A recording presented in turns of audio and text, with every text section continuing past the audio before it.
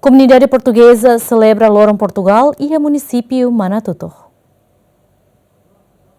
Sábado, comunidade portuguesa de Timor-Leste celebra Lorong Portugal e a município Manatuto. A atividade hoje nebe participa o Maclota Café, no membro governo no comunidade Sira e município Manatuto. Embaixadora Portugal e Timor-Leste ateten a celebração Lorong Portugal atu continua a meter relação amizade entre a comunidade portuguesa no Timor-Leste.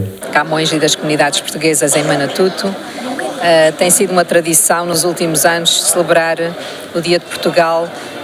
No primeiro ano foi em Dili, no segundo em Baucau, o terceiro em Liquiçai e este ano em Manatuto, de forma a trazermos o Dia de Portugal e estas festividades junto das populações de Timor-Leste em geral, não apenas a Dili. Neste ano, muito em particular, vamos celebrar o Dia de Portugal dedicado ao Santo António. Tem uma tradição muito antiga, em 1815 chegou a imagem via marítima a Manatuto e desde então tem-se celebrado o Santo António de uma forma cada vez mais vibrante.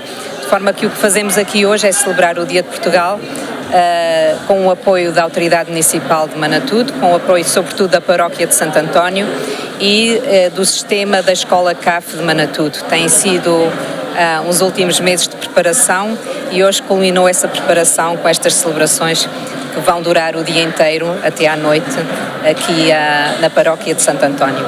Nós fomos escolhendo, já é o quarto ano que fazemos, desde que eu cá estou, que fazemos o Dia de Portugal de uma forma descentralizada e Manatuto escolhemos muito em particular porque é uma festa que é realizada também já há muitos anos, também pelos nossos antepassados e penso que é bonito e importante dar sequência a uma relação que é uma relação secular que dura há muitos anos e dar sequência de uma forma renovada, naturalmente, porque as circunstâncias são outras, mas de uma forma renovada a esta festa de Santo António. E a celebração, realizamos atividades Hanesan, Feira do Livro, Poesia, Dança, Cultura, os estudantes Sira Escola Cafenian, equipa cobertura, Ziemen.